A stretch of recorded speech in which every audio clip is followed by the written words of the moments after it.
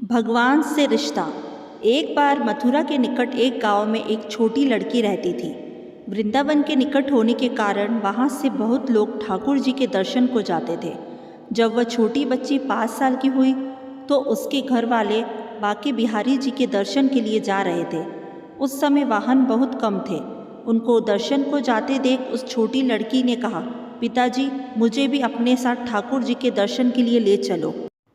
पिताजी ने कहा, बेटा अभी आप छोटे हो, इतना चल नहीं पाओगे, थोड़ा बड़ा हो जाओ तब तुम्हें साथ में ले चलेंगे। कुछ समय बीता। जब वो 7 साल की हुई तो फिर घर वालों का किसी कारणवश वृंदावन जाना हुआ। फिर उस बच्ची ने कहा, पिताजी अब मुझे भी साथ ले चलो ठाकुर जी के दर्शन के लिए। लेकिन किसी कारणवश वो उसको ना ले जा सके।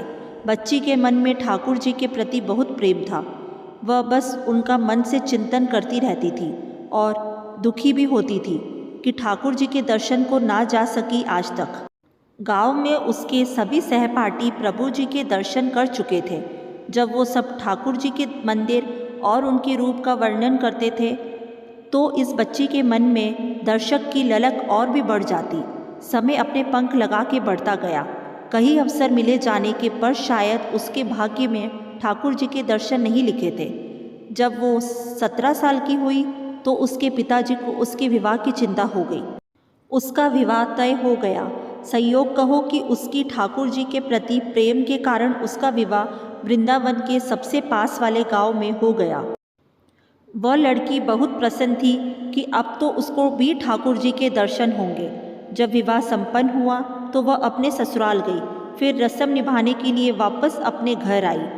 1-2 दिन बाद वो और उसके पति जब वापस अपने घर जा रहे थे तो बीच में यमुना नदी पर उसके पति बोला, तुम कुछ देर इधर बैठो, मैं यमुना में स्नान करके आता हूँ।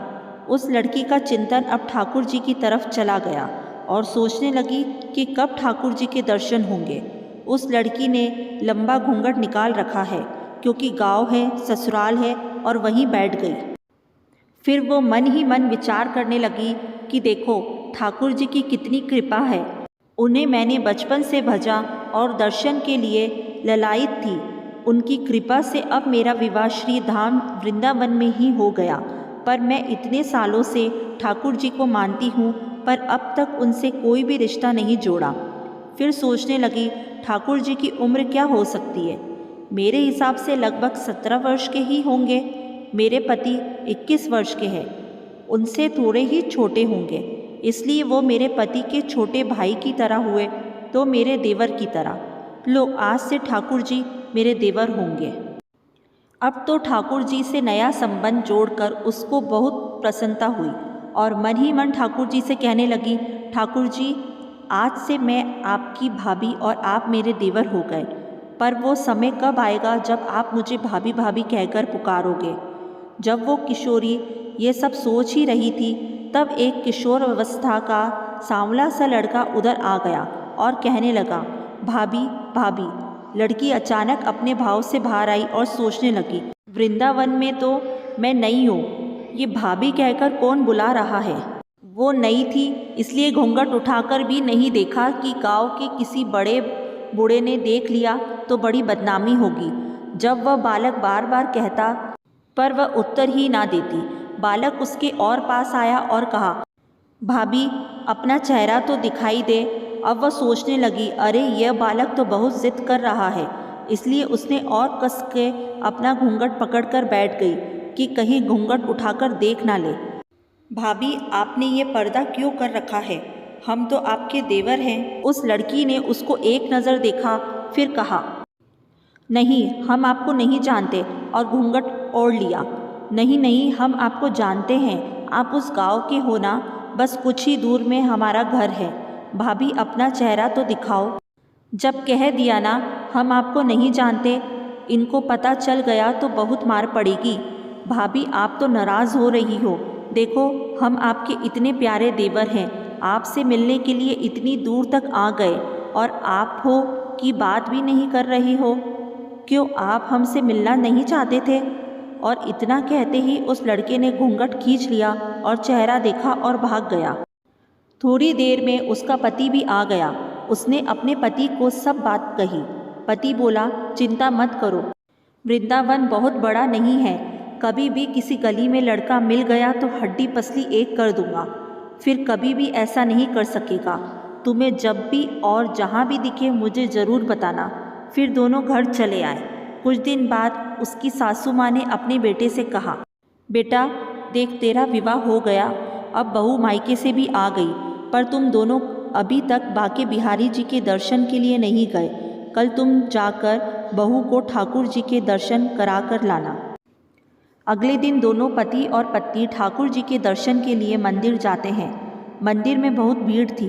लड़का कहने लगा, देखो तुम स्त्रियों के साथ आगे जाकर दर्शन करो, मैं आता हूँ। जब वो आगे गई पर घूंघट नहीं उठाती, उसको डर लगता कोई बड़ा बूढ़ा दिखेगा तो कहेगा कि नई बहू घूंघट के बिना ही घूम रही है। बहुत देर हो गई तो पीछे से पति ने आकर कहा, अरे बावली, ठाकुर जी सामने हैं, घूंघट काहे को ना खोले।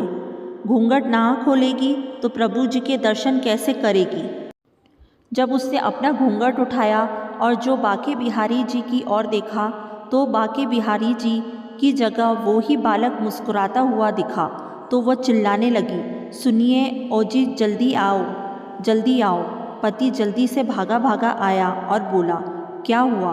लड़की बोली, उस दिन जो मुझे भाभी भाभी कहकर भागा था ना, वह लड़का मिल गया। पति ने कहा, कहाँ है, अभी उसे देखता हूँ, बता तो ज़रा। उसने ठाकुर जी की ओर इशारा करके बोली, ये रहा, आपके सामने ही तो है। उसके पति ने जब देखा तो आवाक ही रह गया और वही मंदिर में ही अपनी पत्नी के चरणों में गिर पड़ा और बोला, तुम बहुत ही धन्य हो, वास्तव में तुम्हारे हृदय में सच्चा भाव ठाकुर जी के प्रति है।